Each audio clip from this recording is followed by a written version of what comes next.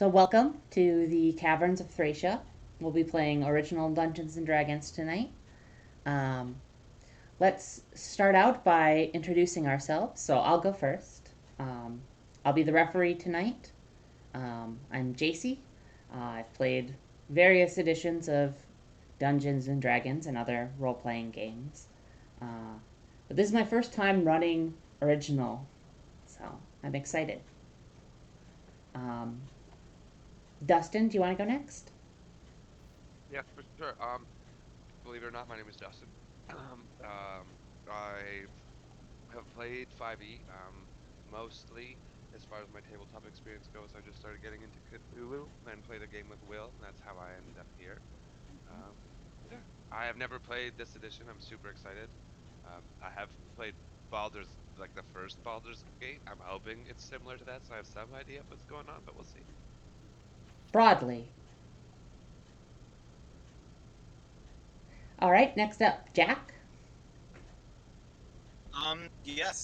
My name is Jack. I'm playing Dungeons and Dragons since I was 10 years old. My family, my dad played 70s. If you ask Nate and Dustin, that's 100 years ago because I'm an old man. But I've been playing 5th edition now since probably 2016 on or off, and I've been a DM now for both Nate and Dustin for the past 2 or 3. And I guess I'll pass it over to Will. You ready, Will, or you need some more time? But yeah, I'm just getting home. I can talk over the phone. I'm Uh, getting settled. we'll give you a little bit more time before we ask you to introduce yourself. All right? Oh no, I could do it right now. No worries. Okay. I'm just actually parking right now. Hey everybody, I'm Will. You can call me Bill, Billy, Willie, anything that you set your heart and mind to. I've been a DM and a player of Dungeons and Dragons for a variety of games.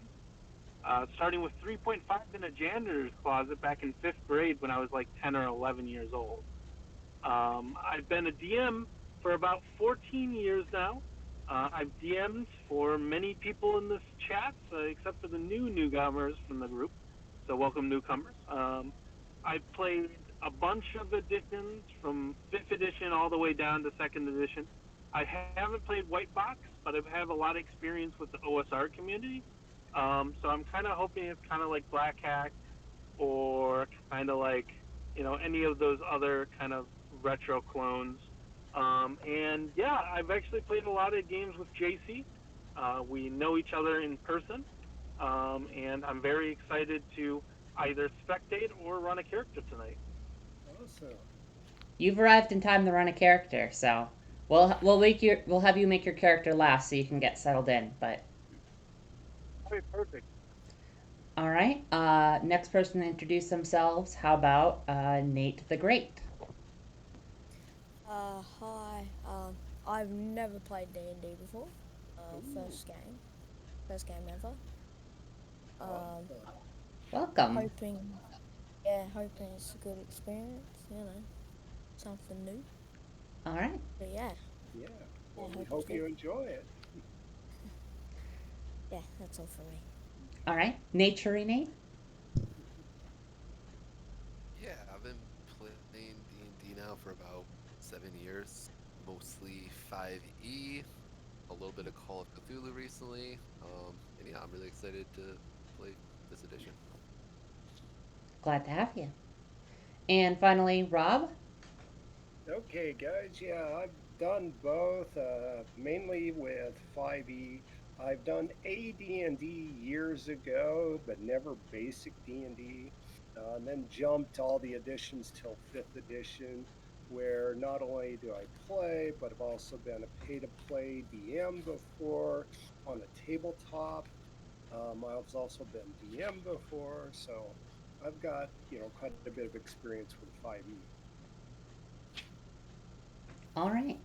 Well, let's jump right into making characters. Now, Rob already made his character. We went through the process before the stream, or before the start of the session. But the rest of you, um, let's go ahead and start with Dustin. If you can roll 3d6 for each of the 6 stats, please. Okay. Would you like that in the chat or can I use dice? I would prefer it in roll 20, please. No, that's totally fine. That's why I asked. So roll. Sorry. So roll 3d6. So 6 times. Yes. Is there a way to do that other than typing this in 6 times? You can use the dice there on the upper There left-hand side. is, I believe, did I make a macro? There's also there's also the dice tray No. up there with the movement, the microscope, and there's a little dice thing. It'll have, D4, D8s, D6s, D10s, D20s, all that. And we'll give you 2 through 5 options. You can do it that way too. Or you can just type in, 3D6. Yeah, go ahead and just type in /3d6, yeah. Or /roll 3d6.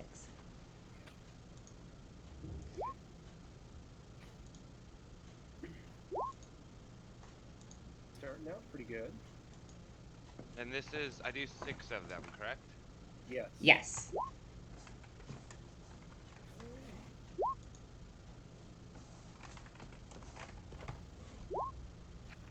Nice.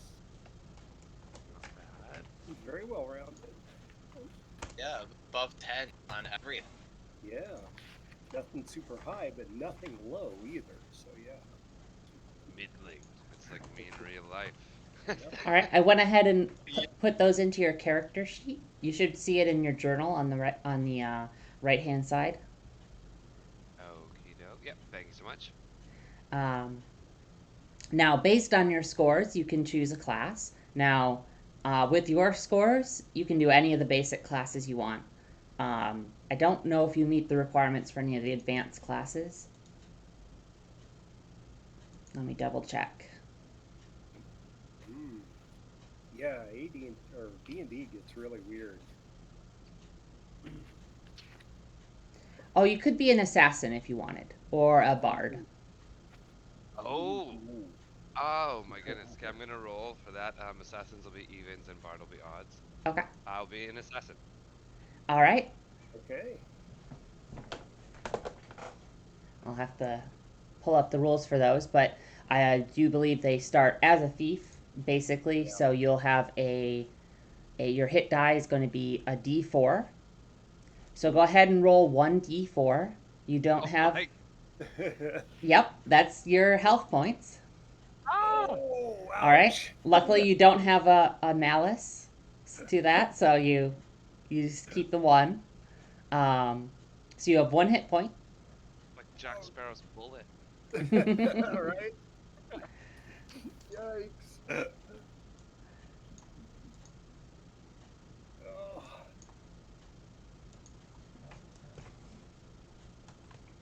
And a violent wind comes up and kills the party. All right, and then the final roll for you is go ahead and roll 3d6 one more time. This is to determine your starting gold. So we multiply that by 10, so you get 100 starting gold. Nice. And so there is a handout in the journal that says equipment. You can shop from there. Okay, thank you so much. I will get on that. Yep, and you can just note anything you want on your character sheet. Okay. Yeah. Okay, thank you so much. I'll get cracking on that. All right. Next up, let's go to Jack.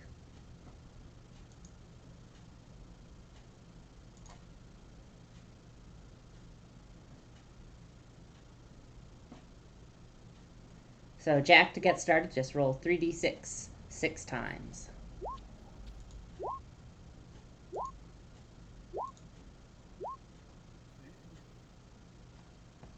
Ooh.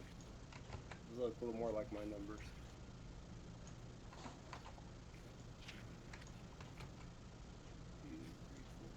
Looks like you got one more.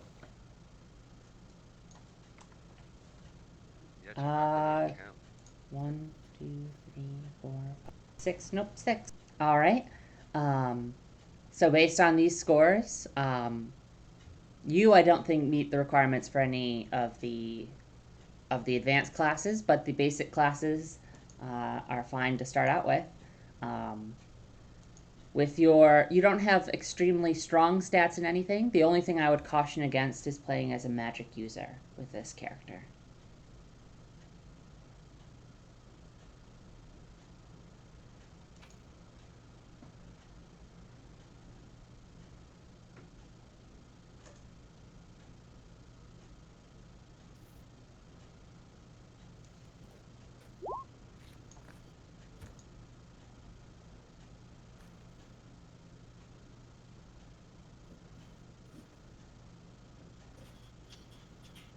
So 1d8 you're rolling to for the fighter's hit points, I take it? Yep, I did. That's two hit points for my fighter, and next I or 3d6 for 3d6 for gold. Great. Okay.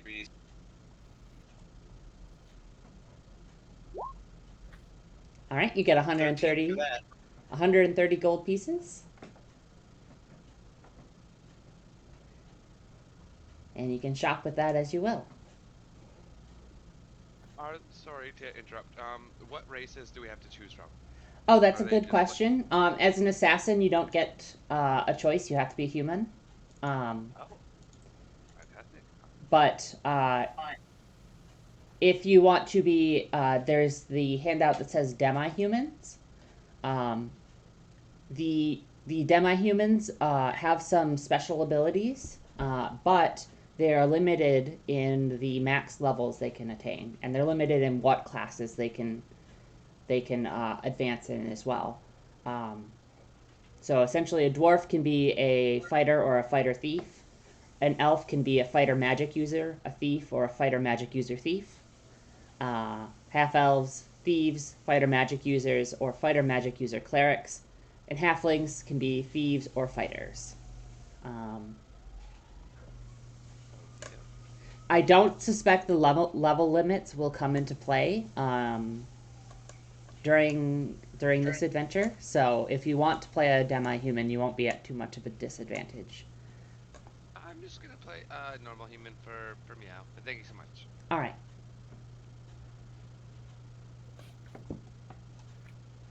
All right. Jack, you're all set to do your shopping and stuff? Yes, I did want to ask, since we were talking about the demi, I guess, being someone that I haven't played, all of them can play as a fighter until 4th, 6th level. Yeah. Is there any one that you recommend? Well, so dwarves have improvision, and they can also, so they can see in the dark. They get some bonus languages, and they notice construction oddities. So things like slightly sloping floors, new construction, things like that. Elves have an advantage in finding secret doors, which is useful. And they can even detect them just in passing without searching. Let's do that then. The elf. Okay.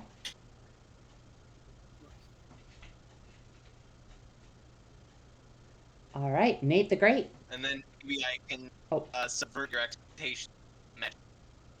But that'll be. Sorry, you're breaking up a bit, Jack. Oh, sorry. I was just making a joke about being a magic user later. Okay. Move on to the next. All right, Nate the Great. Roll 3d6 6 times. Okay, so. So you just type /roll 3d6. Okay.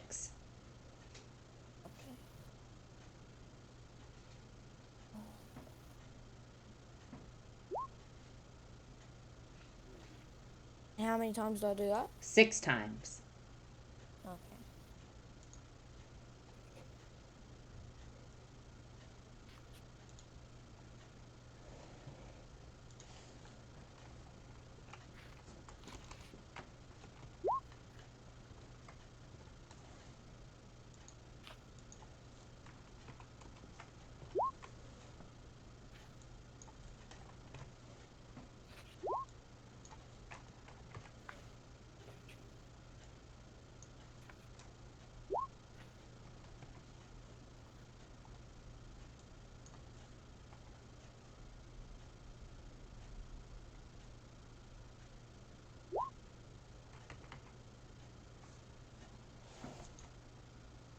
All right, a pretty average character overall.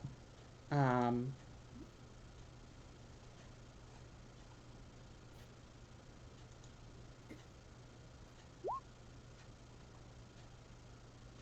oh, that was an extra one, so that'll be your gold roll if that's okay with you. You'll get 110 Yeah, gold. that's good. Yeah, Um, sorry. that's okay. Let's see.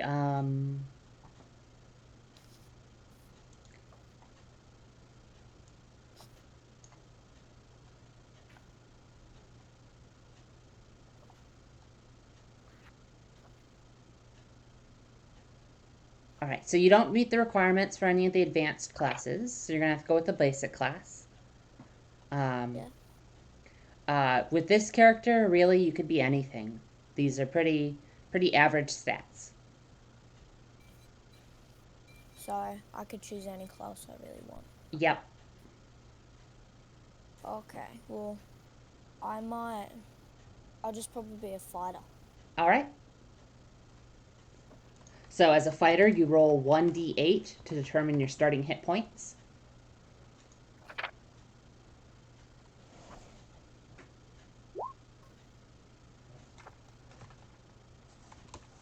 All right, and I suggest with your starting gold that you buy plate mail, which is the best armor you can wear, Okay, I'll probably do that then. and then you'll want a weapon and maybe some other stuff as well.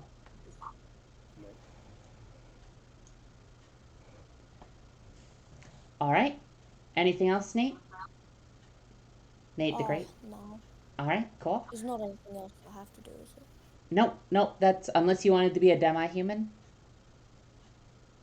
Uh, I was thinking I might be a dwarf. All right, yeah, you could be a dwarf. Yeah. That'd be fun. Yeah, you as a dwarf you have extra powerful saves. So when you are affected by magic or things like that, you are more likely to be unaffected. Yeah, that's good. All right, naturey Nate. All right. So 6 of the 3d6. Yep.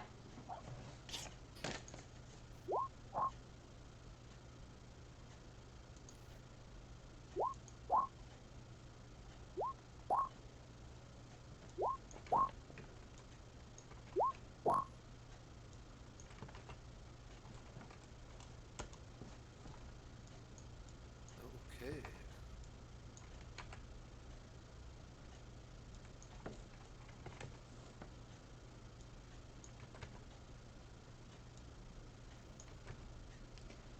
That's a pretty above average character.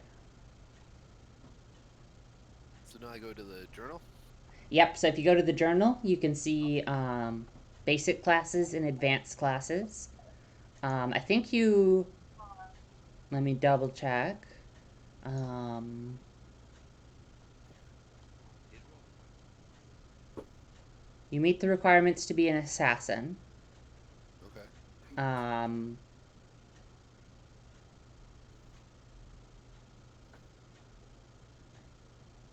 yeah, or you can choose one of the basic classes.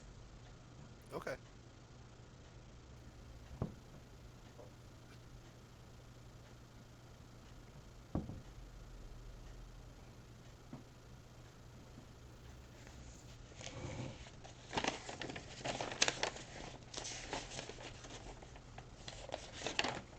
I will probably be an assassin, I guess, because I can. Okay. In that case, roll a d4 for me.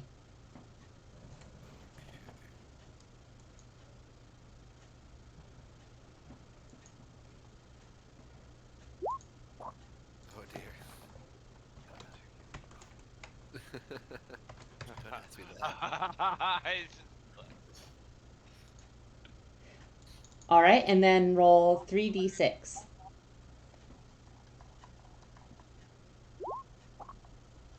Ooh. Roll 20 like you. Yep, so you start with 50 gold. Okay. And do I need to put these numbers in, or are they just going in Uh, automatically to the sheet? I put in your let's see, I put in your attributes. Let me put in your HP. I'll let you put in your gold, okay? Sounds good. So do you see your character sheet in the journal section? Yeah. I did see the stats filled in. I just didn't know if I should do the others myself. Yeah. But thank you. Yeah. Go ahead and do the gold yourself, and then you can Yep. go ahead and shop. Cool. And that's just in equipment under Yep. journal. Yep. All right. Thank you.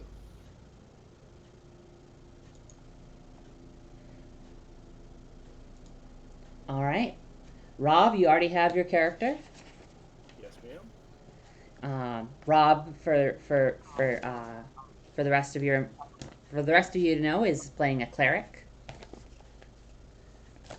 And Will, are you settled in yet, or do you need some more time? Yes, I just need a moment. Okay. Anything else?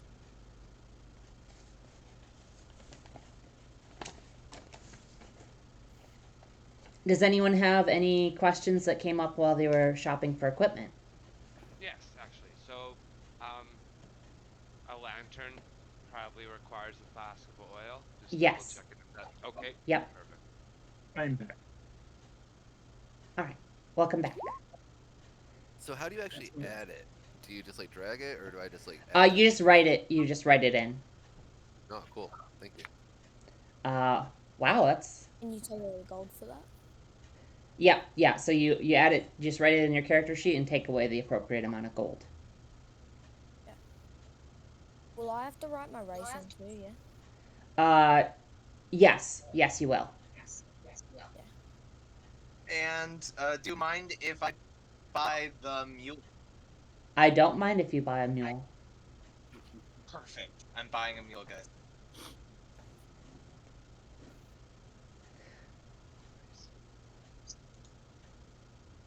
Somebody Reckon told done. away all the treasure. So JC, I rolled up my character. Yeah. I don't have So a bard. you. Sorry.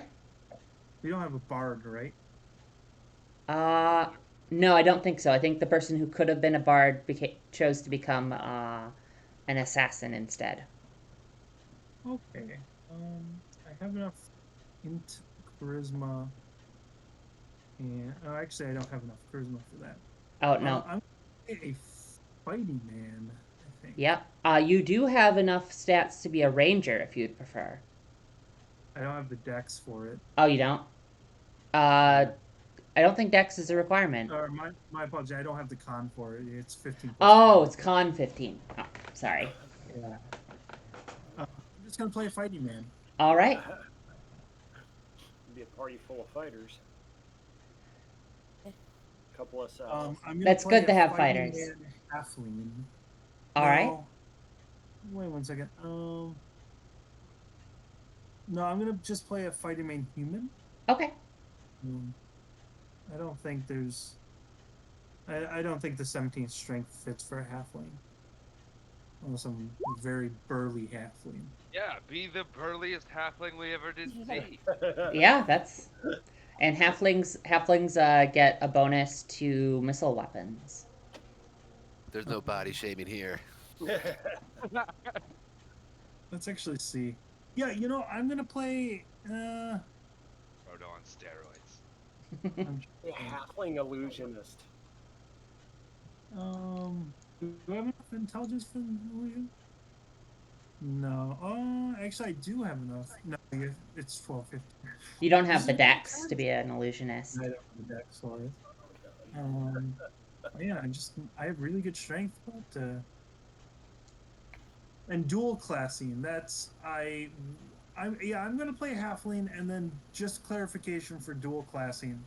Dual classing occurs when I reach the max level, or at any time when I level up, I can switch to a different class. Yes. Dual class. Yep. But I have the penalty of I can't return to that previous class.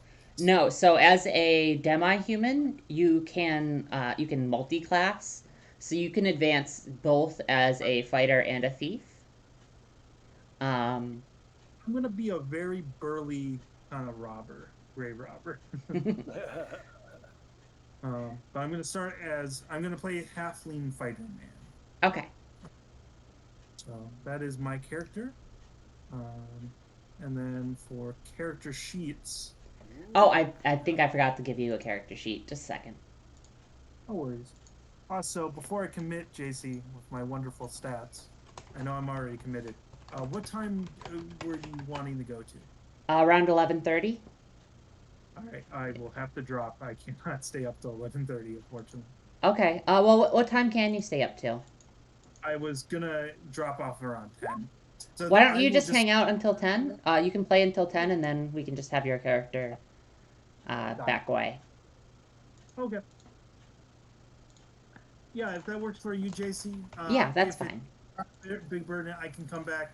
I in a couple weeks, Thursdays become a lot better because I'm scheduled for I'm scheduled for um, Fridays off moving Okay. forward. Oh, nice. Okay. I made your character sheet, Will. All right, thank you. The one thing you need to do is roll for your hit dice. Roll your hit die. Rather, roll a d8 to get your hit points. Correct. Sorry, just a question. Yeah. If I buy plate mail, do I have to add in the AC somewhere? AC plus 83? Yeah. So yeah. The plate mail. You'll see AC next to your level on the right hand side of your character sheet. And so this is. Oh, did I not give you that?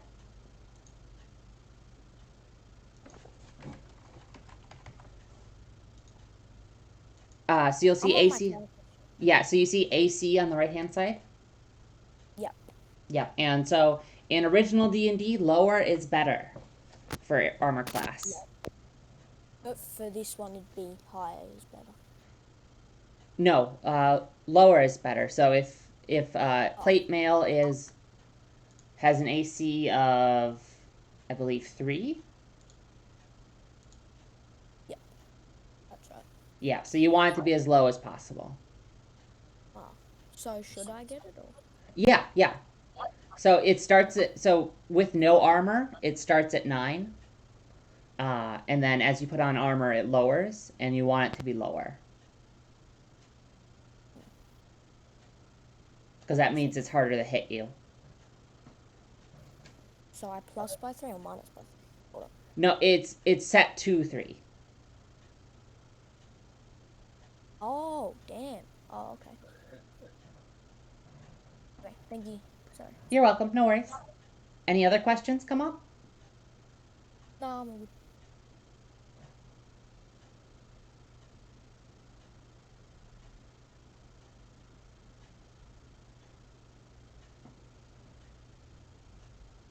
All right.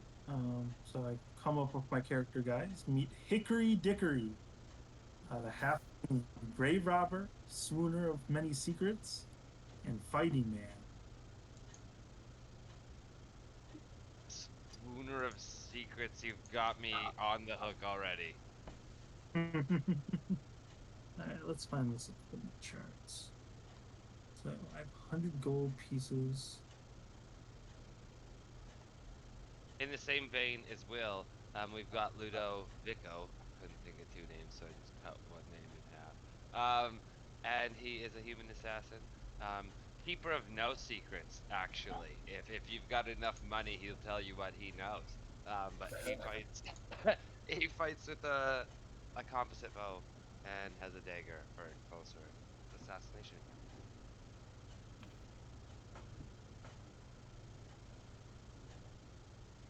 So as My an guy's name. go ahead. Oh, sorry. Go ahead. No, you go ahead. My guy's name is Donald K. Hote, and middle name is Key, so you can call him Don Quixote. He walks around with his mule Cervantes, and he is a man chasing these giants in his plate mail. Nice.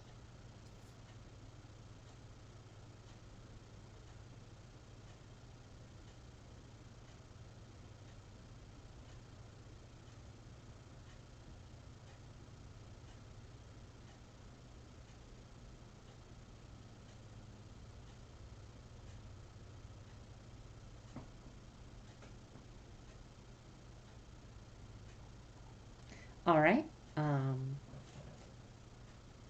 Anyone else want to introduce their character?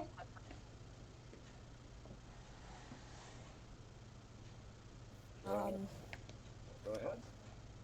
my character's name's Bolo. Yeah, he's a dwarf, and yeah, he just chilling. I don't know. Yeah, that's it. All right. Oh, should we go over alignments? Do alignments matter? Sure. Yeah, let's go over alignments. So there are three alignments in original Dungeons and Dragons. There's lawful, neutral, and chaotic. Uh, Lawful and chaotic match pretty well to good and evil in later editions of Dungeons and Dragons. Um, uh, Very well. you, as a member of your alignment, you speak a special language called your alignment language. So the language of law or the language of chaos, and that allows you to communicate with other like-minded individuals. Okay. I'm gonna be chaotic Okay. and assassin, killing people for money. So actually, assassins must be neutral. Okay, cool. Well, I will. In that case, I will be neutral.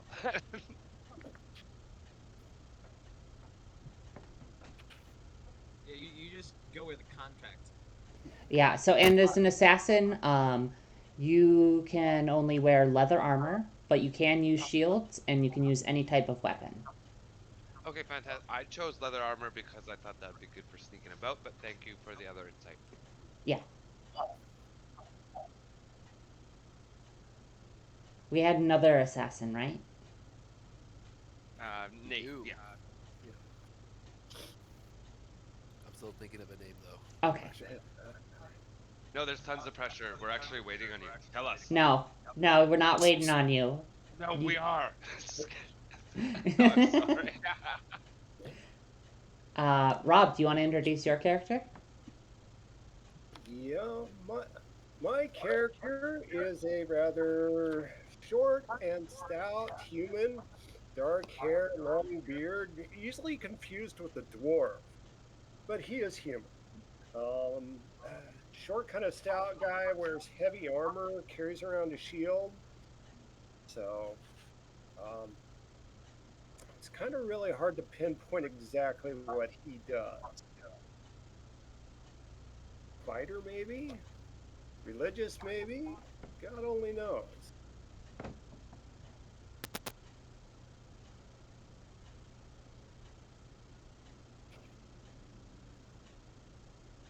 Quick question, JC. Is this Thaco rating on my sheet correct? So AC 9 is a 10 better, AC 8 is a 11 better. Just a second. Let me check your sheet. 20? Or do I Thaco 19? Or do I have a Thaco 20? So rather than Thaco, as it were, what I've done is so the original edition used tables to determine if you could attack what rolls attacked what armor. Uh, I have gone ahead and converted that to class attack bonuses. So there's a handout titled class attack bonuses. Everyone at level 1 starts out with an attack bonus of 0. So you don't add uh, anything. Unless you're a fighter and you have a strength modifier. Um, Only fighters get strength modifiers, though. Okay. And it's on the strength table, I would imagine. Yep, it's on the strength table. Okay, sweet. There's this over. So I have AC 17, so +2 to hit and damage. And that's on all. That's on all attack rolls, including missile weapons. And as a halfling, I believe you get an additional +1 to missile attacks. I'm using a short, a light crossbow. All right. So I'm gonna be not tanking, guys. I'm gonna be in the back. Does anyone need more time to sort out their equipment? I'm set on my equipment. Okay. I'm set. I got a name. So my character's name is Hans. He was a thief when he was a child, and then he grew up into an assassin because that just seems natural. And he's just packing just a dagger and a light crossbow. Got some leather armor on. He's just chilling. Both Nates are chilling. All right. For a weapon, should I take the sword? So all of the weapons do 1d6 of damage. The only difference is two-handed weapons do +1 damage. And dual wielding one-handed weapons gives you +1 to attack. And wearing a shield gives you -1 AC. But daggers, swords, maces, all of them are mechanically identical. Except some of them cost more and some of them weigh more.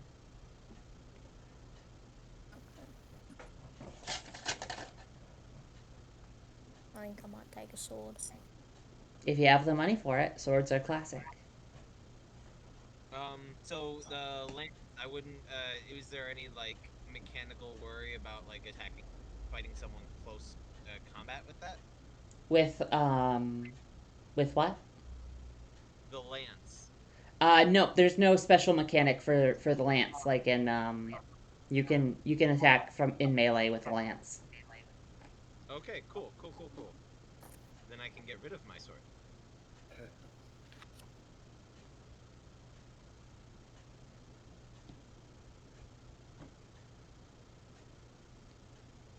So everyone has their equipment set. Sorry, I need one more second. Even though as the first person to announce they were done, Okay. I might switch my composite bow.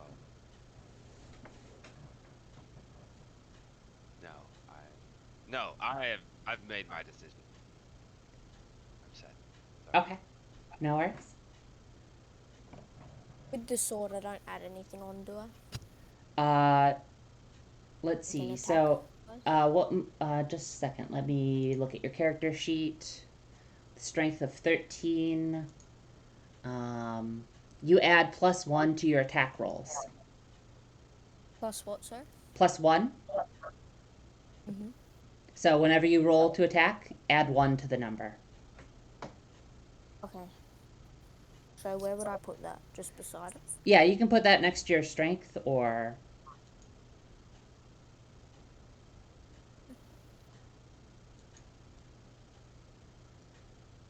All right. Well, if everyone is ready, we'll go ahead and start the adventure.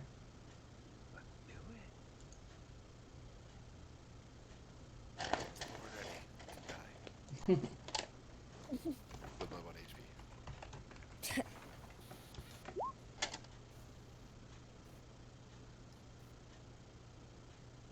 So, you have all heard about the ruined city of Thracia. It was home to the ancient Thracians, the forebears of your own people. But the ancient city fell into ruin long, long in the past. However, you've all come to know that the location of this ancient city, and you've heard about the treasures and dangers within. And you've each heard one additional thing. So if everyone could go ahead and roll 1d20 for me.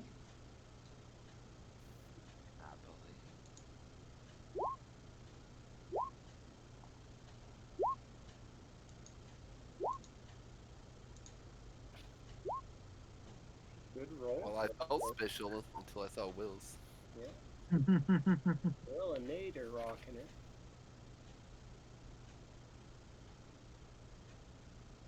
All right.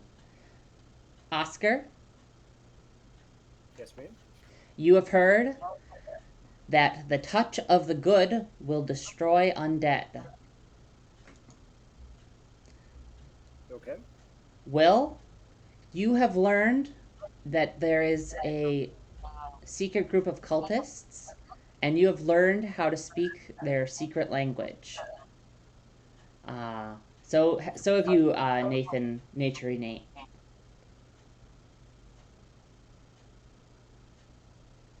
Ludo, you have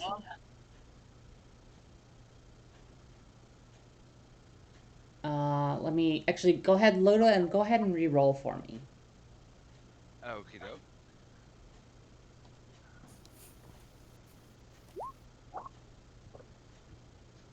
All right. You've heard, be wary of statuary. Heard what? Sorry. Be wary of statuary.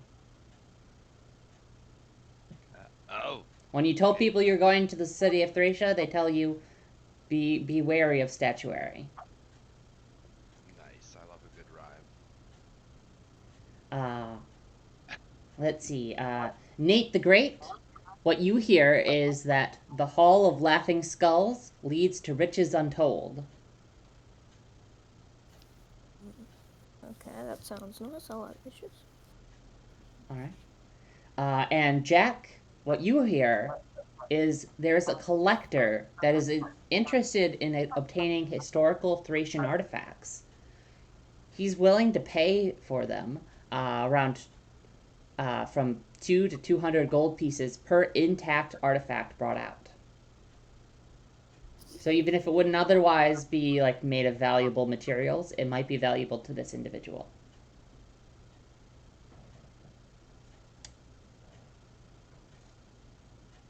Perfect. Cool stuff. All right. So you approach the location of the ruined city from the southeast. Now you're traveling through heavy jungle.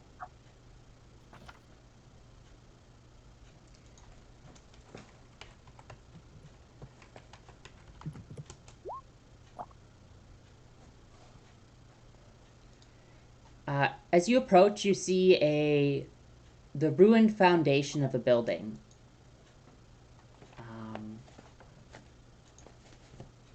One moment, please. No problem.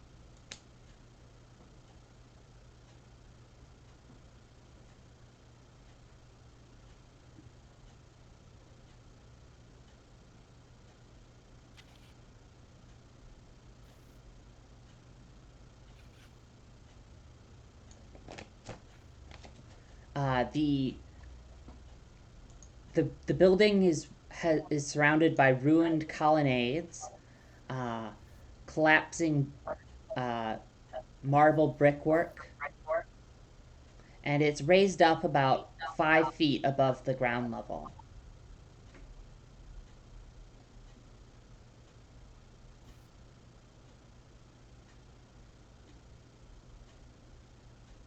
Why don't you go up there? Hey? I look to my companions and kind of joyously smile as I look to the work and work stone. I say, bet. I think that I can climb up there, no problem. And I'm gonna. So, what's above kind of the work stone? Is there kind of catches and ledges that I could securely climb? Yeah, it would be easy to climb up. All right. I kind of take out my dagger and put it between my teeth, and I start to clamber and climb up.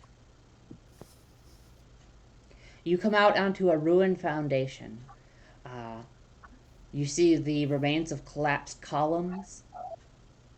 And to your right, across the building from you, you see what appears to be a stairway leading downward into the darkness. I shout down to my companions the information that I was able to gather. There's a passage up here, and I'm going to toss down some rope and hold on to it for my companions to follow me.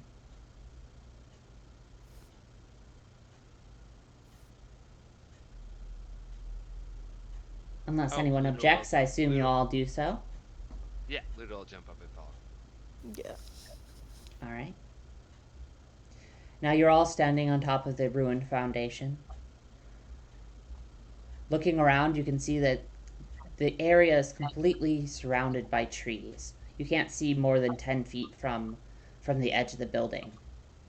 Some trees have even burst up through the foundation, right, and are providing shade.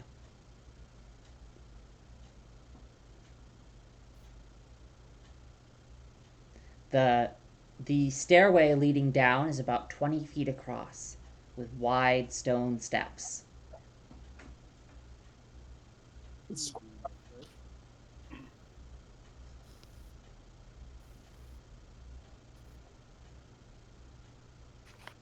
JC, is it quite dark? It is. How are we going to see if we go down there? I'm blind in the darkness, I'm afraid. But I do have torches that I could bring to the table.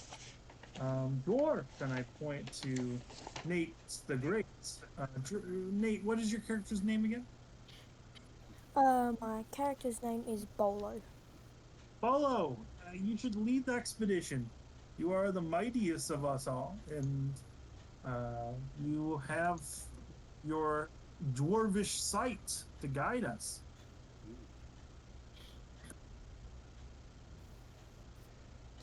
Yes, I shall lead this adventure down the cave.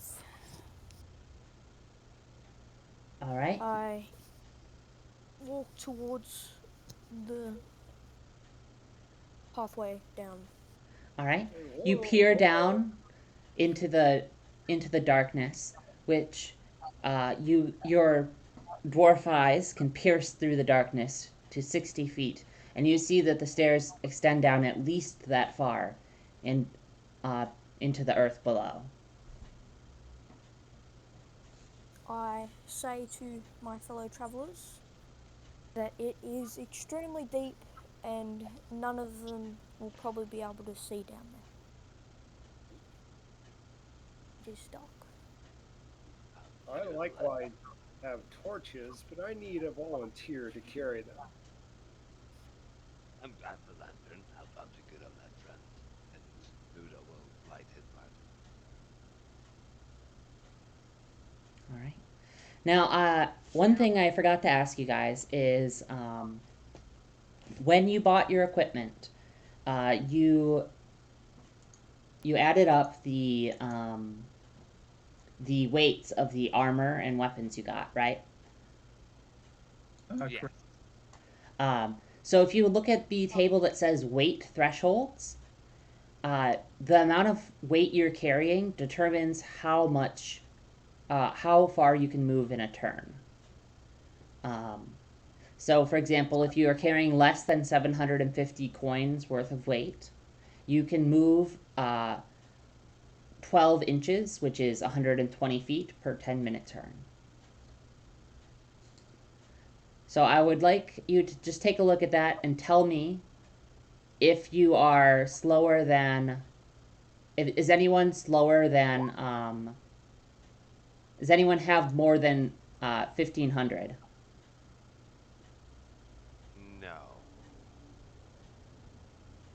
Oh, All right. no. Will has more than 1,000?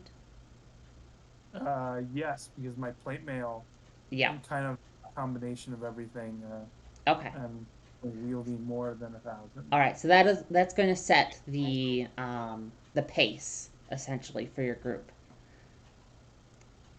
So when you're moving together, you'll be moving 9 inches or 90 feet per turn. Okay. Yeah, I think I'm in that category as well. Let me actually quickly confirm. I am actually under that. I'm actually moving at heavy foot movement. Okay. But someone else had more than 1,000? No, but I'm right Yeah, at that I've got threshold. 1050. You got 1050? Okay. My plate mail, shield, and lance are 750, 150, and 150. Okay. Ooh. So that'll set your exploration rate. If you've ever seen how the Krogan Battlemaster Mech 1 moves, that's kind of how Hickory is moving right now.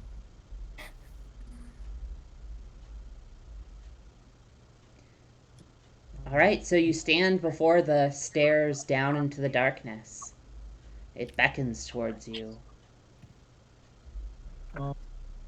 I looked to my companion, and this was, if I'm not mistaken, Rob, you mentioned torch, right? And Dustin, you offered to light up a lantern.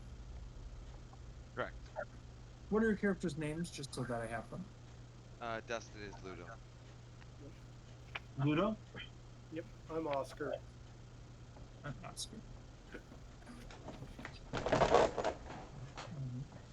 I appreciate offer, Ludo.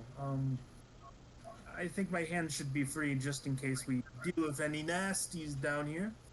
I'm sharp with a bow and a crossbow to boot.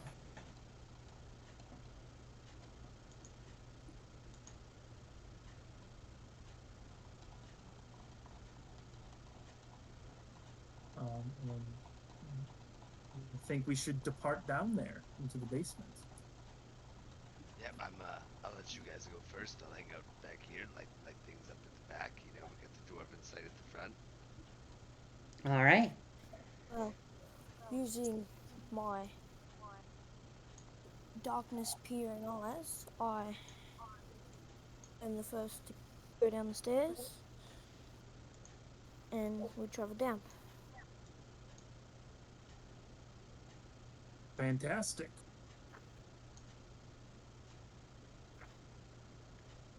I'll be in the back with Ludo because I also have dark vision as an elf, I believe. So I'll be able to see on the edges of where the light ends to see if anything picks up on the slate. So proceeding carefully, uh, with your armored companion, you make it to the bottom of the stairs after about 10 minutes of walking. And it opens up into a massive chamber.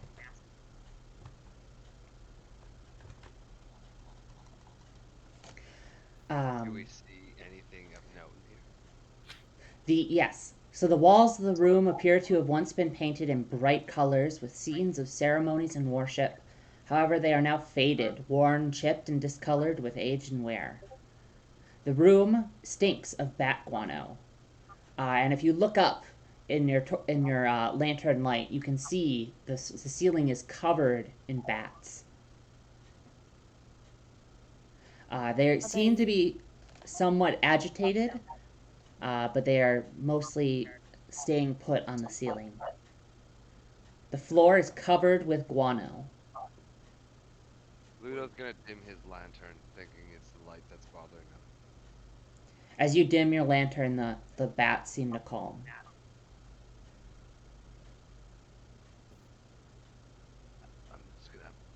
You seem to know where you're going. He's gonna grab the shoulder of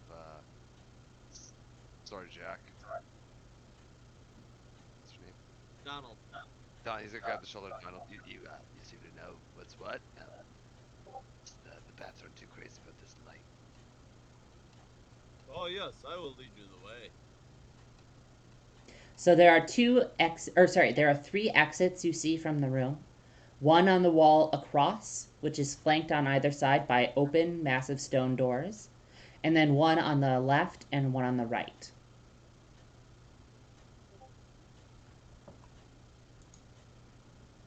Anyone have any inclinations here? You know, my mother had always said that if you go right all your life, you're going to end up in the wrong direction. So go left and go on yonder and something or the other. I think we should go left, constant, every time we go. We'll find riches soon enough. I like it. Stick to the left. I've heard that before, actually. It's good for maze hunting, I think, or something. I didn't listen to the last group. I was with too early, but they said something like that. I like that. That's why we get along, Ludo. You and I think alike. And I pat him on the shoulder. But it's more like leaning up and patting you on the shoulder like crossbow. He's not too strong for you. Well, if you start with the left, then everything's all right after. Oh, exactly what I was thinking too. Does anybody have chalk? Maybe we can mark down our path so we don't get lost. No. And Ludo will I have iron spikes. I can put an iron spike in here. that'll work. Yeah. How many? Do you have many spikes? I have 12. Oh, I have two, so I'll give you my spikes so you have 24. Oh, wonderful. Now I have Yeah. 20 spikes. So I'll put one in this doorway, and he's gonna like take the butt of his lance and like hammer a spike into the door frame, so we know if we come back to this room, we have been to this room, and that's the door we went. Okay. It goes into the crumbling mortar of the walls with ease. right. Onward. And Ludo says from the back. So you march out into the middle of the room, and you step in. As you step in, your boots sink partway into the guano, right? And you realize it would be difficult to run in these conditions, right? It's kind of slippery. With walking, you can manage it safely enough. Uh,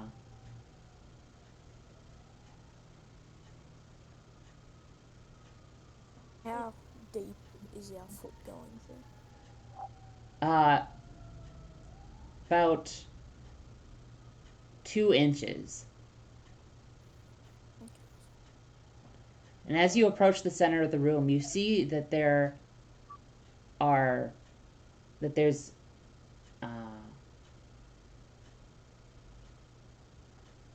sorry that there are that there's a path worn in the guano from many feet, leading from the room across to the room to the passageway to the right.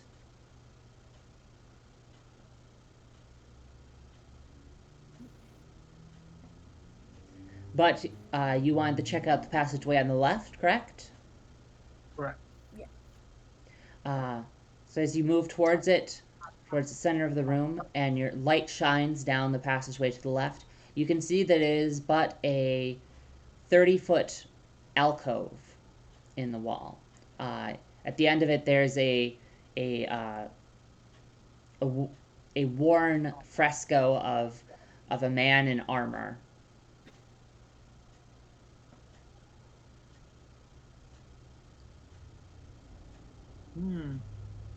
It looks like me. Just gesturing at the armor. I kind of look at the painting and I say, that could be worth quite a pretty penny if we take it. The picture? Oh, you know what? Yes, I think that's a great idea. I thought when it was described, it was a painting like on the like a mural. Yeah, it's a fresco on the wall. Yeah. Oh, Okay. yeah. Like it was plastered in. Yeah, so it's like painted plaster. So we can't loot this. Not without like an archaeology team. Right? Not without destroying the wall, taking part Who's of the the wall person with the room? Not easily portable treasure. right? Did we all share our rumors with one another? No. No. No. All right. So I don't know about this. So I'm curious about it to examine the fresco, but I'm not gonna recommend we excavate this site so we could sell it to the guy.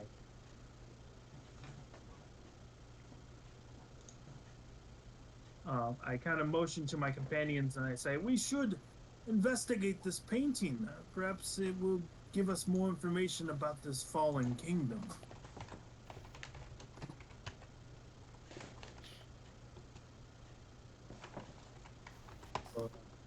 approach this fresco and kind of examine it more closely. Maybe check for any hidden alcoves, or hidden traps, or hidden ledges and things. Mm-hmm. Ludo would also approach with you and start running his fingers over the plaster, seeing if he recognizes anything as well. The plaster is rough with age. It's flaked out in some places.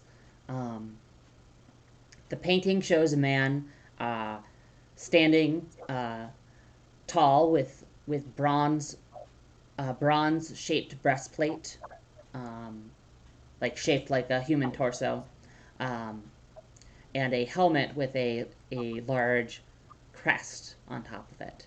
He's standing next to him, resting on the ground, is a round bronze shield. Hmm. While Um, they're checking it out, Hans would be keeping an eye out okay. because the dream's creepy. Mm-hmm. All right. Is So he you take a turn to historically search. significant? Is he Sorry. a significantly historic figure that we might know? This Um. fresco painting. You know, is he a duke or an earl or a king that we might know of? Go ahead and roll a d20 for me. You're trying to roll under your intelligence. Under? Yep. So 1d20. And I rolled well under. Okay. You recognize this as uh, the ancient Thracian god of war, Mars. Ooh. Okay. Okay, I will educate our the rest of the team and tell them exactly who we are looking at. And I will emphasize that it's a mural of a god of war. So, okay. While they're kind of looking around for, you know, around the edges and all that kind of stuff. It's the funnest of gods, really. You've got like gods of water and nature. Who cares? Well, considering we've got 4 or 5 fighters, I'm surprised we don't have somebody praying to him right now. I've never heard of the man, but if he fights the giants, then I'm a friend of his. You've never heard of the god of war? Not this one. My god is Cervantes! And then he gestures to the mule behind. I say, fish to the gods above. I curse their names. They are forgotten for a reason. I say as I run my hand around the plaster and try to dig my dagger into it. Your dagger pits out a little bit of the plaster. And it flakes away. Yeah, you're cursed. So cursed. You have so little faith. You should not Ludo- discount the gods so easily. Ludo backs up further. Yeah, well, I don't know. I've seen enough plays. You know, this is how it starts. Right. Unless we're going to dig a hole through the wall, there's nothing else here, it looks like. I think we should leave this quill to your room.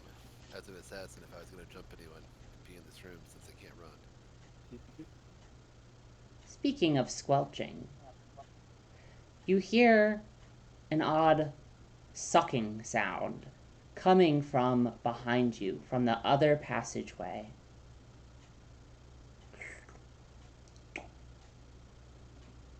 Is this the one that had the foot tracks going towards? Yes, it is. Hans Do will these- pull out his crossbow.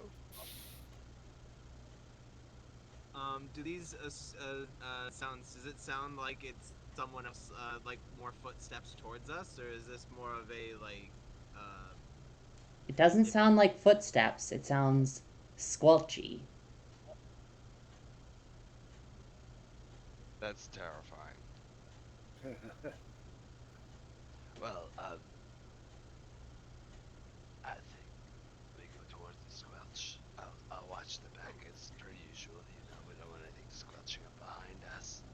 Hans will look at Barlow with the sword and say, I got your back. Okay. I start to walk towards the door. So there's my not fellow not actually a door; it's just a doorway. away. Yep. And as you look down that way, you see floating in the darkness, you see a small twinkle of a yellowish gemstone. And it's coming towards you.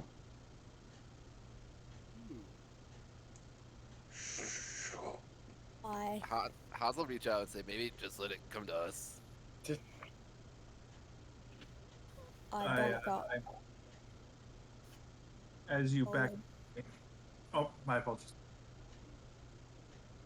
Nah, Bolo just backs up and is a bit freaked out. You also see floating around it, you see the glint of gold coins. Ooh. Yeah, I say, pish boss nonsense. This is what we came for treasure, for goods, for gold. And I greedily start stomping my way forward towards the coin. As you stomp your way forward, you're suddenly hit with a wave of coldness, like you stepped into water. And then it begins to burn. As you realize that it's not thin air that these things were floating in, but in a gelatinous mass. I knew it. So, Does he like visibly slow down? yes, he does visibly slow down. Ludo will ready his composite bow. Yeah, so let's go ahead and proceed into combat. Oh yes. Yes. Um, since, so what I'm going to do is I'm going to give it a free hit on Hickory, since he walked into it.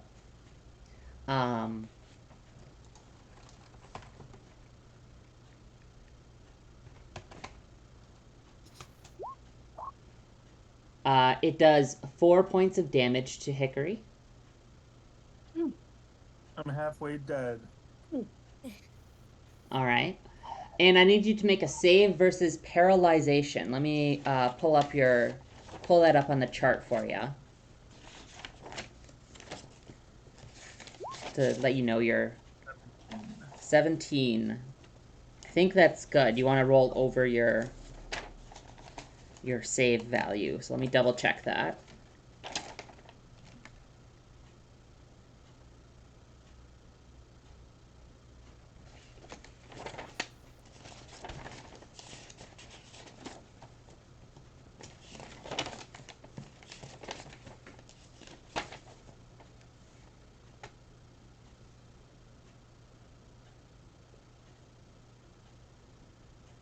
Yes, so you make your save. All right.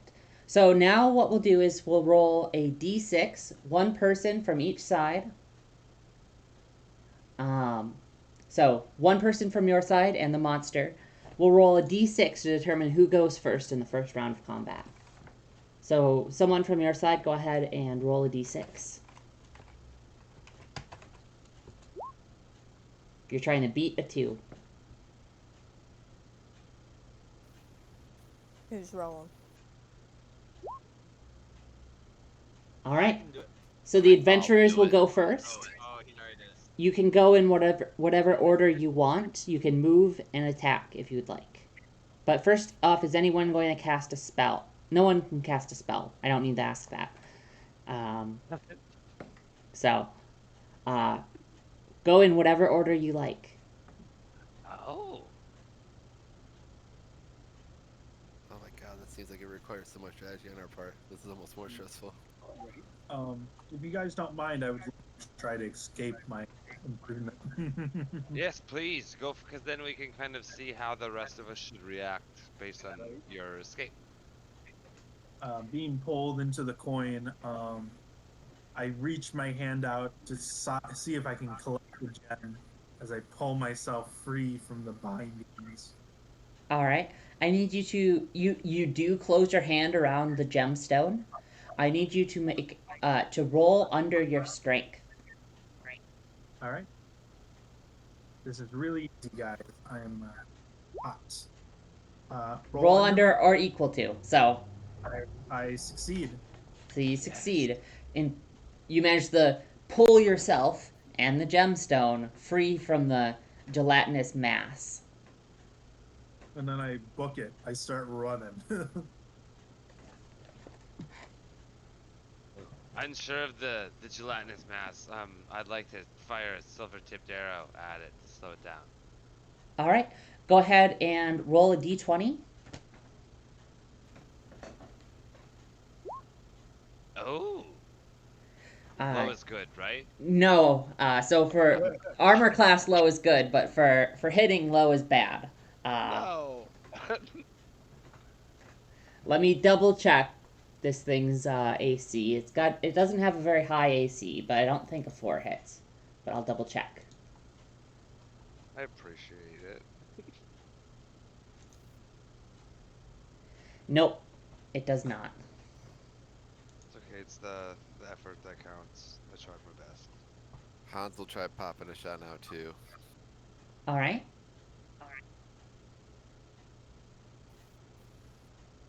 The arrow's done.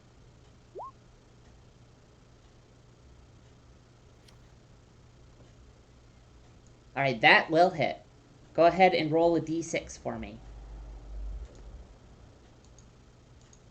Just to clarify, my arrows are normal. Okay. In case that changes anything.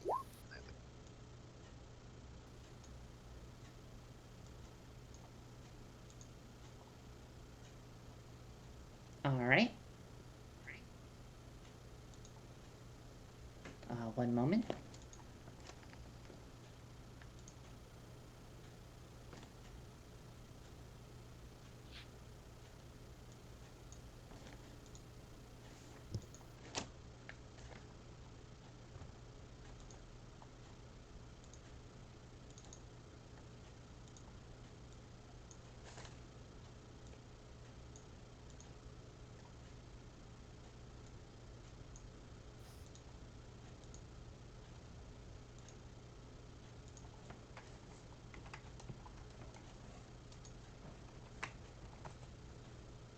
All right.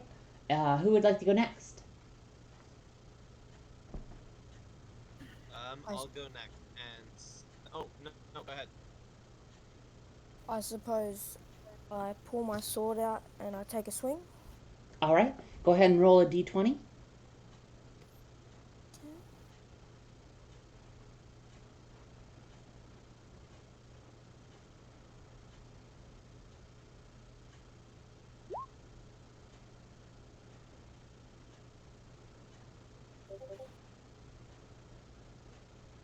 All right. A 5 does not hit. 5. The club mate. I'll go next. Oh, also a 5. All right. That also does not hit. Yeah, my sword hits his, or my lance hits his sword. Is everyone gone? Not yet. Is there such thing as opportunity attacks in Nope. D&D? Okay. Then I'll move up and attack it with my mace. All right. Make an attack roll. Each one. Yep. And That'll hit. Roll a d6. And then I will use the rest of my movement to move away from said gelatinous cube. All right. What is your speed? 9. All right. So I'll move up, attack it, then move back with whatever I have left. All right. Anyone want to do anything else before the end of the turn? I think I'm good. I'm still pretty far away because I attacked it with my bow, so I'm happy Mhm. for it.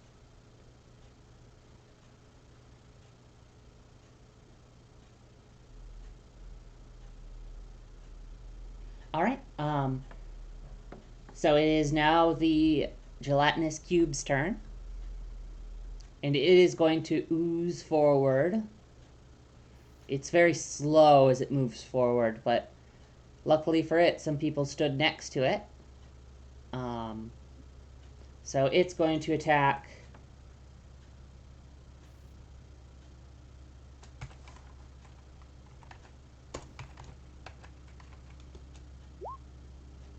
It is going to attack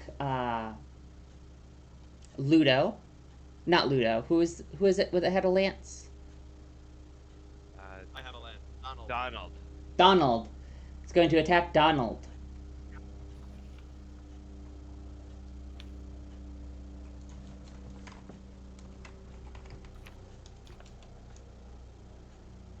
My AC, I got like mail and shield. It is worth mentioning that was Sorry, what was your AC? Oh no.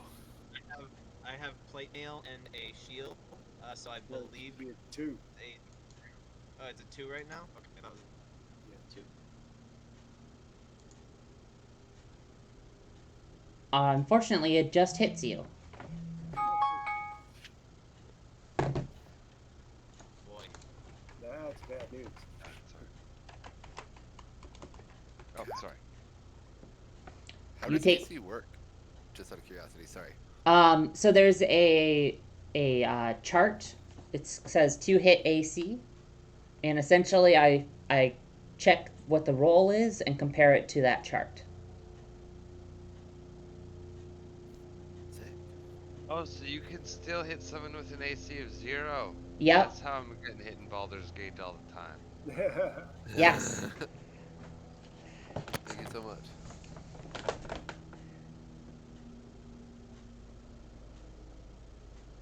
Okay. So Donald takes 5 points of damage. How much HP do you have left? I am at -3. All right. I won't make you make the save. Donald's form goes limp, floating in the gelatinous mass.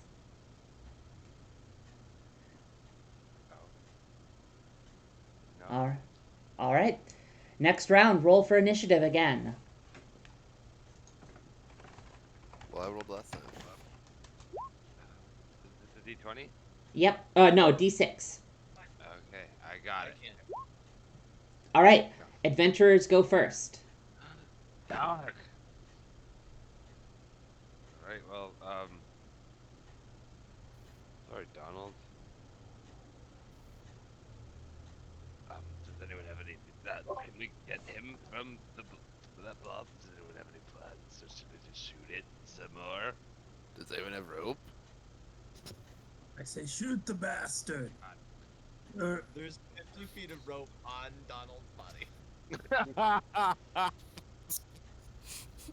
I do have 50 feet of rope as well, but I think that we should kill this creature, slowly backing up as we do so,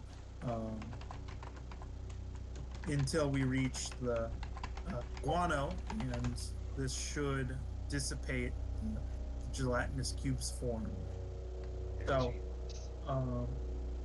how I'm expecting is that Dickory is twisting around as he fled maybe 100, he fled as far as he could from holding the gem in hand. He pockets it quickly, twisting around. He readies and steadies his light crossbow as he takes a firing step, as he takes a firing shot backwards, as he steps backwards. All right, roll a d20. Ooh, 7.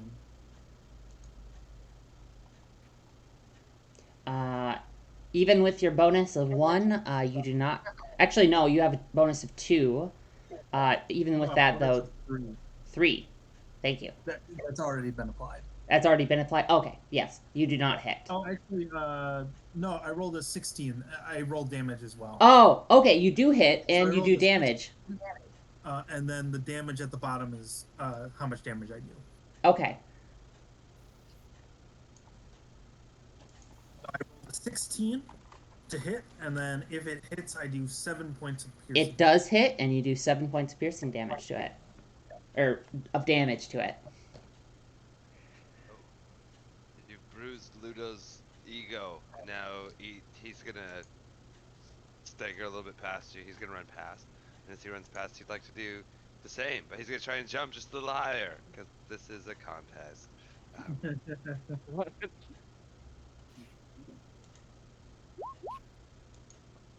Oh, circle. Oh yeah. 5 does not hit. I figured. But thank you so much, DM. He lands. I'm not, it's just that they must have restrung this poorly. Just had it done yesterday. Old Gregory, you can never trust him. He only has one eye. All right. Who else? Who would like to go next? Hans is gonna also run away.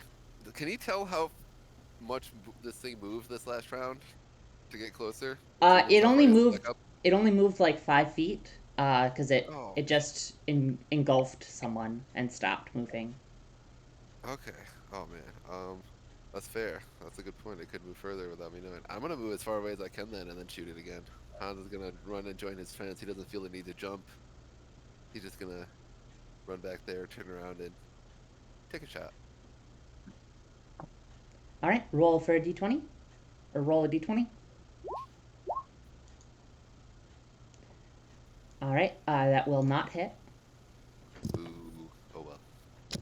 Alas, all of us were poorly strung, it seems. Let's see. Is everyone gone? Not yet. I'll No. move up and try to hit it with my mace again, and then move back. All right. Attack. 13. 13. Let me double check. Yes, 13 will hit. For another 2 points damage, and then I will move back towards the people with the arrows and the bows and all that. I'll move that direction. All right.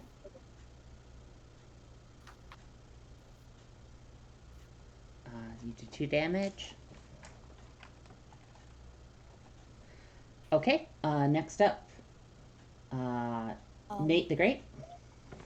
Yeah, I am going. How close am I to this point? You're like within 5 feet of it. It could have gone for you or Ludo, and it went for Ludo. Or not Ludo, Donald. Sorry. No, Karen me, stop it. Sorry, not Ludo, Donald. I'll switch my name so it's easier for you. I take a swing and go try and get back as far as I can. Okay. Make roll a d20 for me.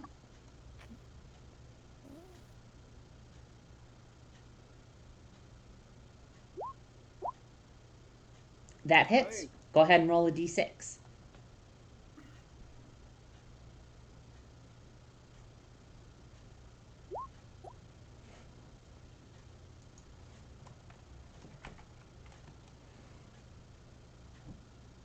All right. Is everyone gone now? Yeah. All right. It appears so. The gelatinous cube goes. Your speed is 9 inches, right, Rob? Yes. All right.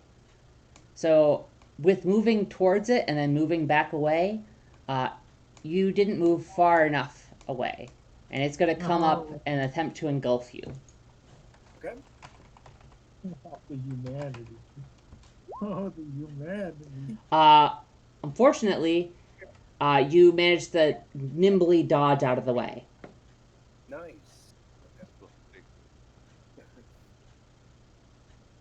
That is the cube's turn. Let's roll for initiative again. How's the cube looking? Just curious. It's, cube shaped.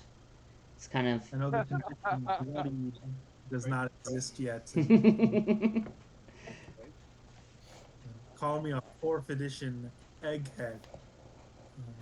It's looking kind of rough. Your arrows uh, and sword hits have kind of slashed open his outer barrier, and it's kind of leaking. All right, I'm gonna roll the d6 if it's all right with you guys. Please, yeah.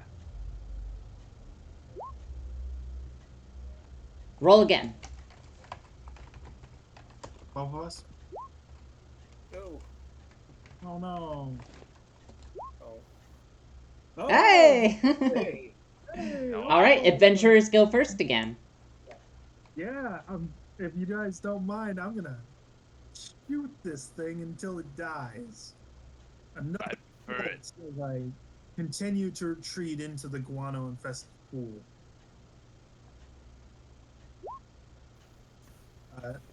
A unnatural 20, All right, that hits. 5 on the damage. As the arrow pierces through it, the outer membrane of this thing just kind of peels back like a popping balloon, right? And the entire thing just kind of spreads out on the floor. It is no longer moving. With So, it drops. Gracie? Yeah. Oh no, go ahead. With it drops the contents that were in it, which, as you already noted, were 34 gold pieces, silver, and a bronze dagger, as well as a steel ball bearing and a marble. The corpse. And one down. Is there anything we can do for our fallen friend that was inside the cube? Um, let's see. Uh,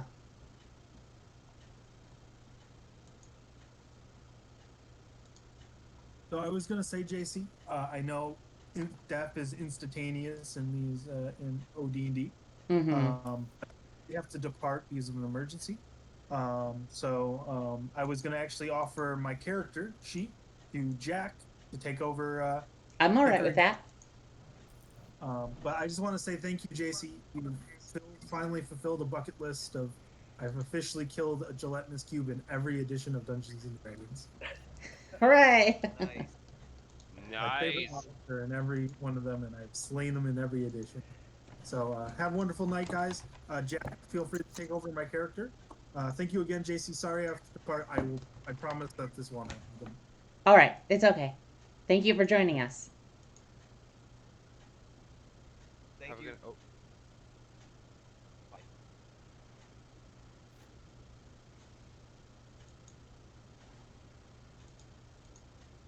Hans will look at the dead body and say, I think it's dead. And then he's gonna go pick up the golden dagger and look at it. It's bronze. The dagger is bronze, but there are 34 gold pieces.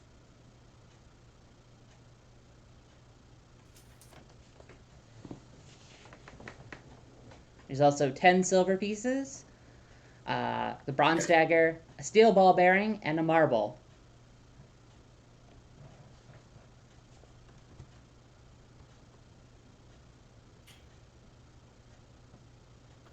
Hans will look at the gold and silver and say, we're just gonna split it, right?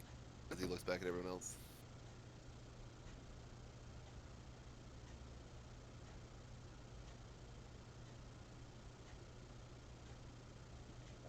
Yeah, we could. Might as well.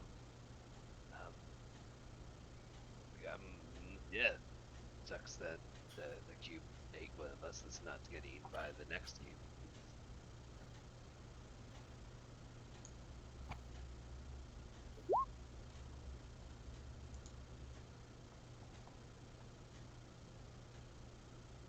Okay, Nate. Thank you for joining us. oh, I was muted. Sorry. Yeah. Let's split this up. It's a shame that the cube got the best of John Multi. No, I didn't know him long, but I had the impression he was an all right guy. But more stuff for the rest of us, right? Not that bad. Hans Right, is already Hickory? going through his pack. The dwarf Bolo also, without saying a word, just turns around and leaves. Oh my goodness. You know, my last party was made mostly of dwarves, and I was one of the only ones left, so that's not surprising either. It's something about soft substances. They're so used to all that rock. Yeah, you touch a little grass and it's over for you. But we're fine, right? Treasure is still our main endeavor. Yeah, guys, keep your cheer up. You know, it's just another day in the dungeon. That's how things go. Some people can't stand seeing somebody eaten by a gelatinous cube. Yikes. Hans is gonna pick up this bronze dagger, look at it, and then look at the other assassin and say, "Dude, I don't really like flashy stuff. Do you want this?" I prefer to not get very close to anything, actually. You can throw it. Maybe you can throw her. Hans will throw it over, and then he's gonna go pick up the 50-foot rope from. Not body to of- me! He'll say as you throw a knife at him. He will What toss an it to you. AP. Hand it to you. I meant like use it as a throwing weapon in the future, Nate. I One second. presume it has a sheath. No, it doesn't have a sheath. Oh, well, sorry.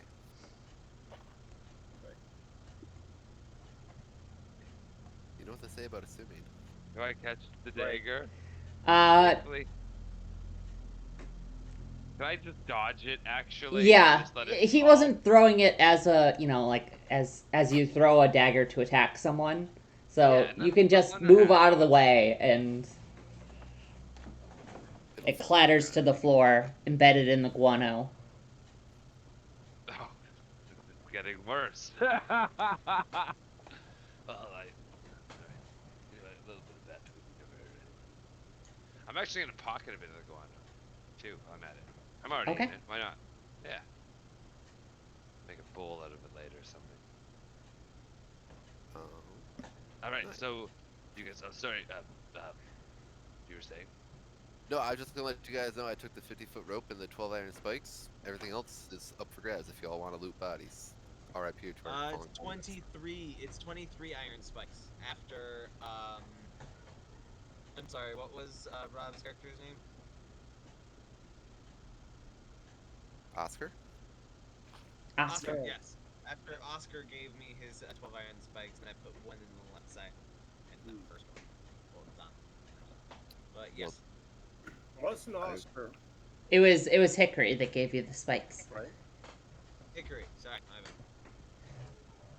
Well, I have 23 of them. And I guess Hickory now will take the 10. So you stand in the large hall. There, the remains of your once companion Donald and the goopy remains of a gelatinous cube are on the floor. There are 3 egresses from the room. You already checked out the one to the left of the stairway, right? That had the fresco of Mars on it. There is one directly across from the stairway, surrounded on either side by open stone doors. And then there's the one to the right of the stairway that that the gelatinous cube came from. Alright, so. Up, middle, where do you guys want to go?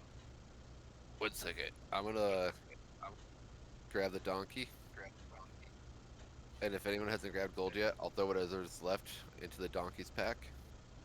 Okay. And then give the thumbs up. I also have a leather pack that can hold several items, but I can't personally carry too much weight. Well, We we've got got a a donkey. So I can carry, a lot of little things. Okay. Maybe I'm gonna hold on to the dagger because maybe I'll need to step. But Sure. going forward, that's good to know because it's good to have things on hand, not on donkey, right? We should Exactly. rename this also because whoever named this in the first place was a fool. Hey, Hickory. Wow. As you say that, Hans is actually gonna load up the rest of this extra gear onto the donkey, because that's just a good point. We can bring this on the donkey. All right. Yeah, it all can be packed into the onto the donkey without too much difficulty. Yeah, I don't think Cervantes is the kind of god that guy was talking about. What do you think is a good donkey name? Oh, Cervantes is a great donkey name, but Cervantes is a god of writing and literature. He's actually a bard god, you know? I was asking Ludo. Gosh, you're not the one that said we should change the donkey's name. I think Shrek. I vote Shrek. That's the first thing that comes to mind. But neither here nor there. Which vote door? Shrek. Let's vote on the door. I think we should vote on door. Well, I'm right-handed, so I like the right, but somebody else said left, and I get that logic. Oh, we went left, and there's the statue in there, right? Big old statue on the wall. Well, more of a plaster, but I digress. Right was gelatinous cube, maybe, right? That thing, the big old blob monster, I think, right? It was Right. terrifying. I might be overcome by adrenaline. So We pick could go one. Let's middle. just do left. Left worked last time. Okay. Well, Statue, that was good, right? Maybe straight, I don't know. if we Let me would have pick went one. right, we would have walked directly into the gelatinous cube instead of letting this creep up on us. So. All right, let's do that. All right. As you go down the passageway to the right of the stairs, you go about 40 feet, and then it turns to the left. It extends out past your torchlight. Do you continue? Yeah, without our dark sighted people, I will be in the front, I guess, and I'll Okay. just reach the torch a little further and keep going, if that's fine. Works for me.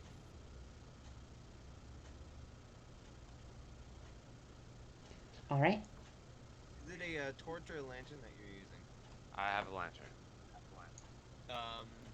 Hickory is going to give you the 2 flasks of oil that he pilfered from Don Quixote's. What do I look like? Do I look like I made hands? I don't care that. Just put it on the donkey. Sorry, I'm not trying to be. I appreciate the gesture. That's like my favorite response involved in this game. What do I look like? I made with hands? I'm not taking it. He'll put them back in his pocket then. Oh, no, give them to if you give them to the donkey, I can get them from the donkey, but what if someone shoots a flaming arrow at me and I'm filled with lantern oil? But what if I want to throw oil at them and then we can light it on fire? Oh, then, why did you offer it to me? Because I wanted it for your lantern. Never mind. Just continue walking. Ludo will continue forward. All right. You continue forward, and the passageway again turns to the left. Alright, Is there sneaking in first edition? It's assumed that you're moving quietly. If you're a thief or an assassin, you can move silently with a check. Okay, I would like to try and do that despite having. Does having a light source matter actually? Can you move? I guess, yeah, you can. You still can move silently, yeah. Yeah, okay. So is that a D20? It's actually a D100. Oh my god. I'm gonna do it. Oh!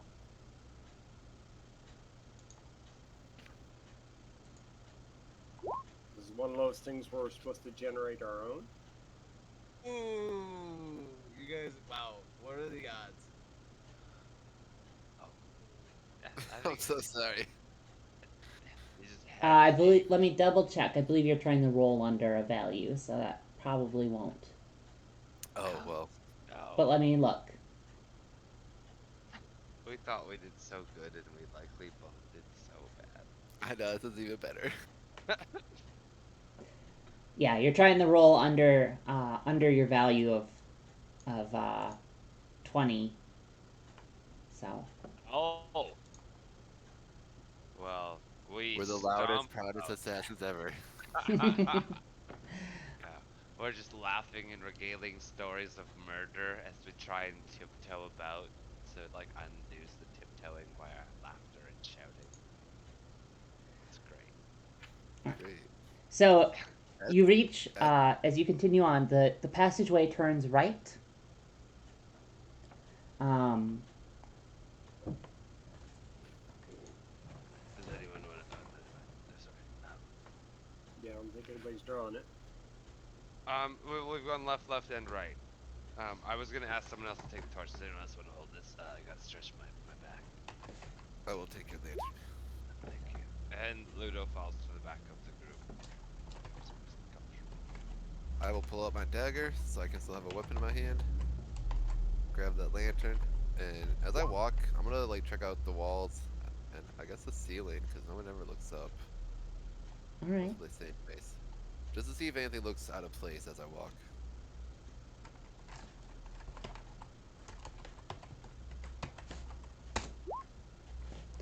You don't see anything.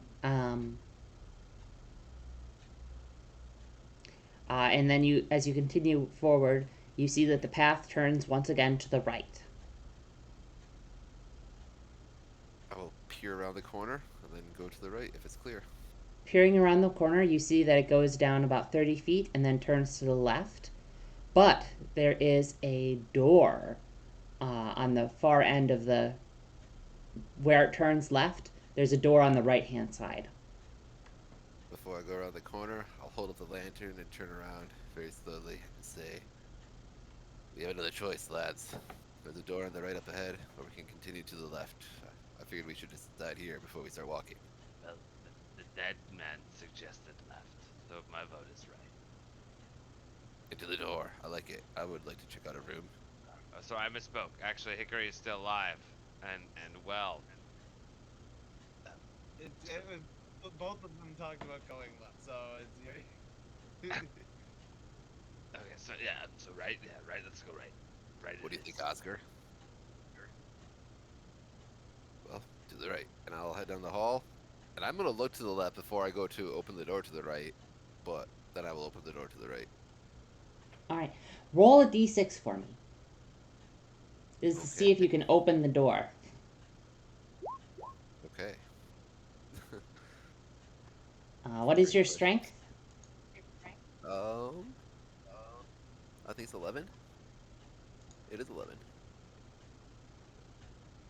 All right. You strain at the door, but it seems to be stuck. Hickory with a 17 will come and assist. All right. Roll a d6. It's not stuck. I'm bloody strong. I just figure it's extra heavy. Hans will glare, but allow the help.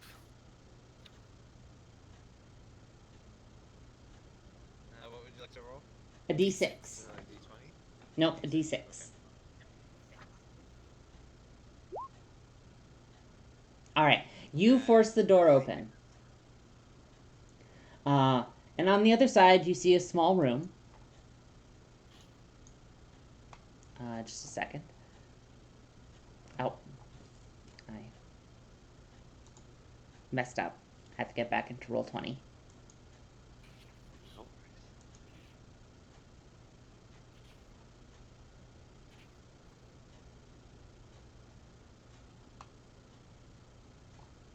It's about 30 feet wide and about 20 feet across, 20 feet deep across from the door. And you see in there, arranged around the door, waiting for you, are 6 gnolls.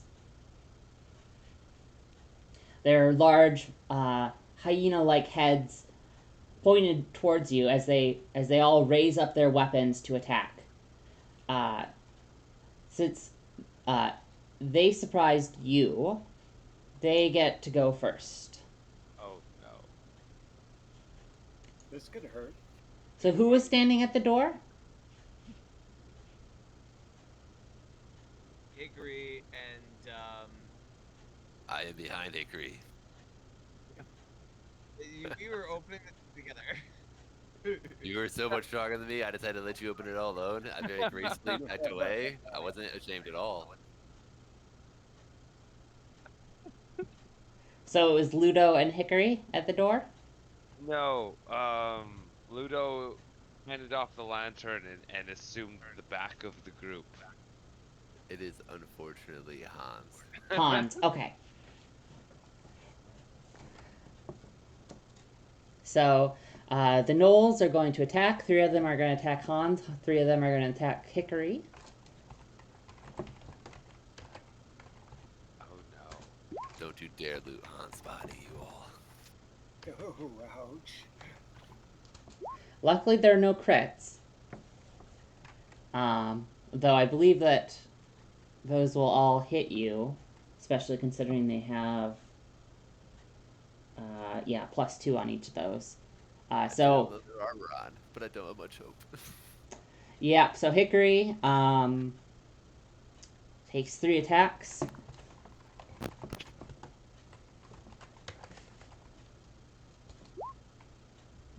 Takes 10 points of damage. Hickory's down, I believe. Hickory probably Yep. explodes.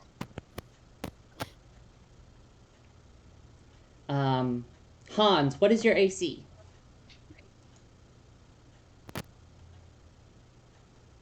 My AC, I think, is 7 because I have leather armor.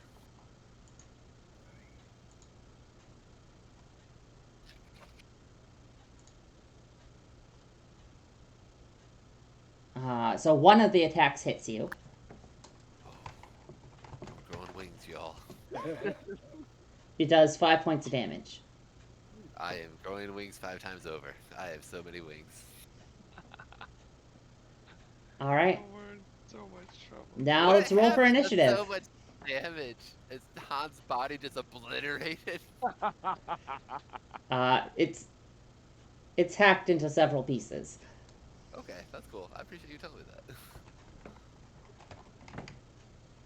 that. So let's roll for initiative. The monsters will roll a 1, so you just have to beat a 1. Oh, would you like to roll, Oscar? I already rolled an initiative roll. Fine. Not a 1. Yep, so you guys go first. What are you guys going to do? How many of us are left and how many are in them? There are 6. You can estimate there are about 6 of them as they hacked down your companions in the doorway. There is Oscar and Ludo left, as well as the mule. Or, sorry, the donkey. Cervantes. Oh, that's so fun.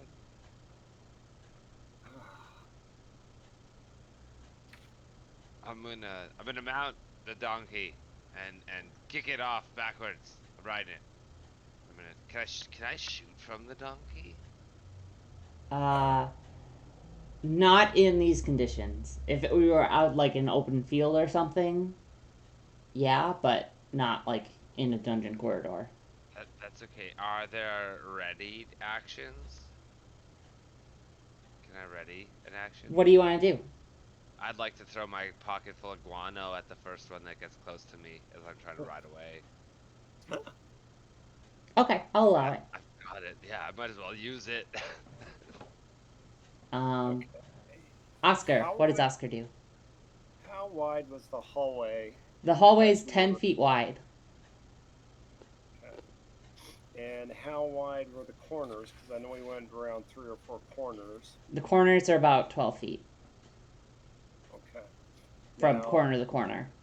If I moved corner to corner, how many of the gnolls would be able to attack me at one time? Moving towards the gnolls? No. If I moved back to one of these corners... Oh, if you were hiding in a corner, Am I talking 2 or I'm talking 3? You're talking more like 4. Then, of course, any ranged weapons would, of course, Yeah. be in play.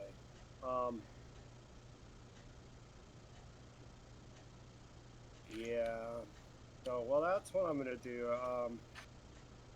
I'm gonna do a basically a retreat, and I'm gonna move back to one of these corners and then lay wait for the first one that pops around it, and then I'm gonna attack it. But I'm gonna look for a defensive position if I can find it in this hallway. Okay. So um as the mounted Ludo turns the corner, not the corner by the knolls, but the next corner, the wall across from that corner opens up and two spears come flying out. Oh no. I believe that. So based on the position of Oscar, he's out of the way, but so both of the spears are going to be coming towards Ludo and the mule. So first of all, let me see if they hit the mule or hit Ludo. Well, I'm not that connected to the mule, so hopefully the donkey takes these. One goes for the mule, one goes for Ludo.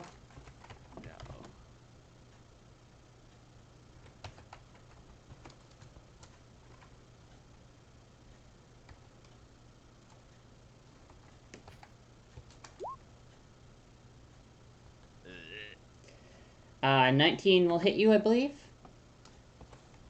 And yeah, yes. yeah. You take 4 points of damage. Oh my god, the donkey's gonna be the only one who lives. Does that reduce you to 0? Oh, 4 times over. 4 times over. Okay. You're just quartered instead of fifth like I was. Hits the donkey as well. No. Oh my god! That just seems unnecessary. Kills the donkey. Right? No. Not Sir Von Shrek. All right. Now it's the Knolls' turn. The Knolls are going to approach Oscar and start barking commands at him. Oscar, do you understand Knollish? I did not pick any languages, so I will assume no. Well, we'll say yes. They tell you, Okay. throw down your weapons, human.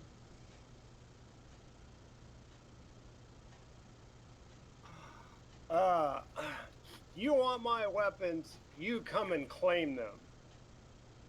And they start laughing, like a cackling laugh, as they surround you. Oh, well, I'm still. You're in the corner, so only 4 of them can reach you.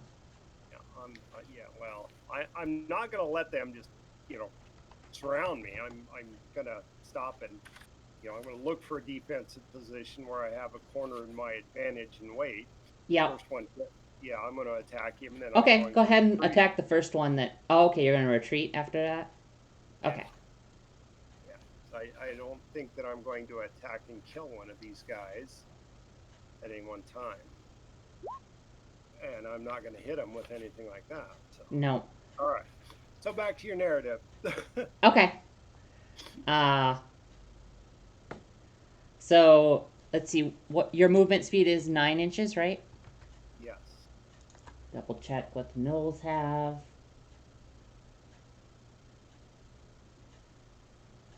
They match your speed. Okay. So it's going to come down to initiative.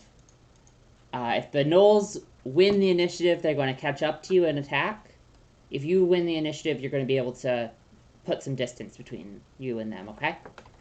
Or no. And I think it's appropriate if you roll the initiative. All right. You managed to put some distance between them.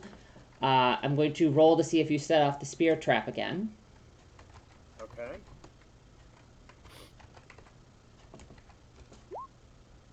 unfortunately, fortunately, you do, because this time it fires spears into the gnolls that are pursuing you. Okay.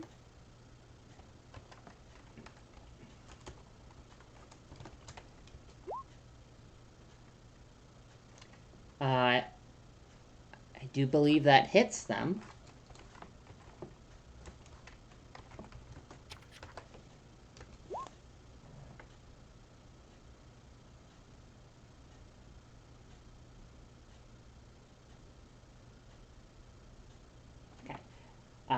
Damaging them but not killing them. Okay. Oh, that's bad news. Yeah, then pretty much if I see that, then yeah, it's pretty much full out dashing, if such thing. At this point, there's just too many of them. I'm a lover, not a fighter. So if I have a All right, so this is going to come down to one more initiative roll. If they win initiative, they're still in the race. If you win initiative, you escape. gotcha.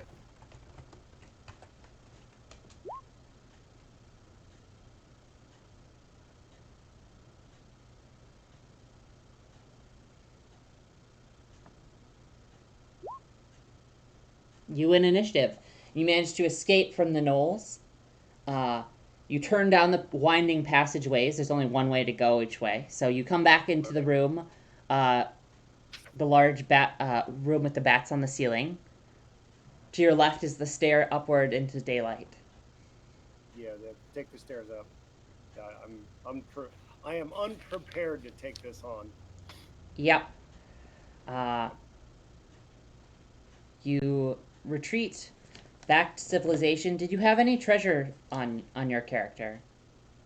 The only thing I could pick up were, sadly, 6 torches off of one of the previous characters.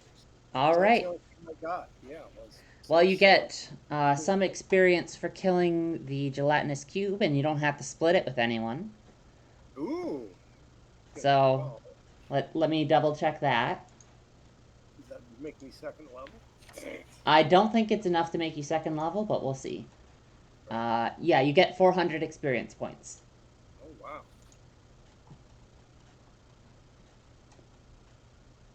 Nice. Now, is this something that you're planning on doing again and again as a campaign? Yeah, so it's an open table campaign.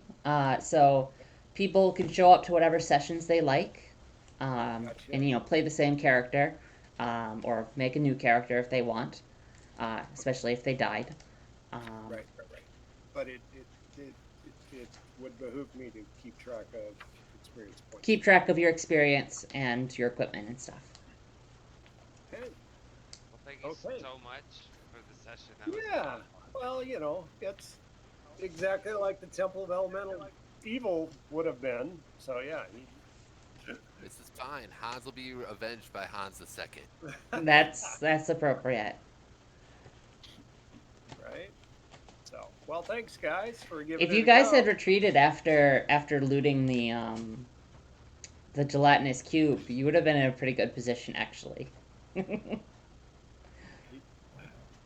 so not to without spoilers, why do you say that? Like, why would retreating? Could we have short rested, or what would we have done with that? So you would have had the treasure from the gelatinous cube would have added to your experience points. I don't know if it would have been enough to level anyone up, but it's usually yeah, I don't know if it would be a good idea or not. So when you say retreat, is that is that a function? Like, if we were to say we retreat, is that when your experience points register kind of thing? It's when you get back to safety, which I'm just kind of hand waving as being away from the dungeon here. Okay, so it would be akin to taking a safe short rest or safe long rest somewhere. Yeah. Okay. Now, being that it's D&D, do we have to have a trainer to actually be able to level up and do all that kind of You nonsense. don't need a trainer, but make note of any hit points you lost because you regain hit points at a rate of 1 per day. Oh my Okay. god. What else do you get XP for? Because you said you get it for treasure. You get it Yeah. for treasure and for killing monsters. Okay, I just didn't know if there's anything else. That's cool though. You get it for treasure too. Yeah. So if I would have picked up that gem, Yeah, if you'd gotten the gem, you'd have an additional like 250 experience points. Oh wow. right, right, but Incentive. This is cool though. This is almost like it's weird because I've always imagined old school D&D being like very in depth and very long, and I'm just like, oh man, you could play like 5 of these in a night. This is just like a normal board game, Uh huh. almost. but it's amazing for that. Like, it's cool that it's more realistic and a little terrifying when you have 1 freaking HP. Yeah. Yeah. Well, I mean, it's quite realistic. Yeah, you know, typically it's the wizards with 1, and so you're trying to keep the wizard alive because you know at the mid levels they become an asset instead of a liability all the time. So, but yeah, it's running from spiders. You know, regular spiders, not giant spiders. Yeah. You know, that is basic D&D. So Yeah. Yeah, no, this has been a cool experience. Thank you very much, JC, and definitely let me You're know welcome. whenever Thank you you do for. more, and I'll hop back in. Yeah, I will keep. So I'll post future sessions in the Discord, as well as on Roll20. So what day or night you plan on doing? I don't know yet for the next one. I'd It, prefer more of a weekend if I could have any say. yeah. So the other days I can do are Tuesdays, Thursdays, and Sundays are the days I can run games on. So any of those days during the daytime or during the evening. So if Cool. you would have a particular day you want to play, let me know, and I might be able to schedule it for then. Okay. Well, I'll put my 2 cents in for a Sunday day. If anybody Okay. else can make that time frame, just kind of I vote exclusively for weekdays, but just because I'm being difficult to rob. But no, Sundays and Thursdays work for me. Sunday evening, Thursday evening, both good days for me. Okay, but you prefer evening. Unfortunately, my job would prefer that too. Yeah. All right. Well, we'll figure out another time to play, and yeah. Thank you for Thank you joining. so much. All No, right. thank you. Well, That was so thanks. much fun. Yeah, thank you for having us. So Yeah, and did you say that was your first time ever running it? First time running old school or original D&D. Yeah, I never would have known. So thank you very much and awesome job. Yeah, this was a great time. Thank you very much. All right. Good night. Good good night. night. Good night.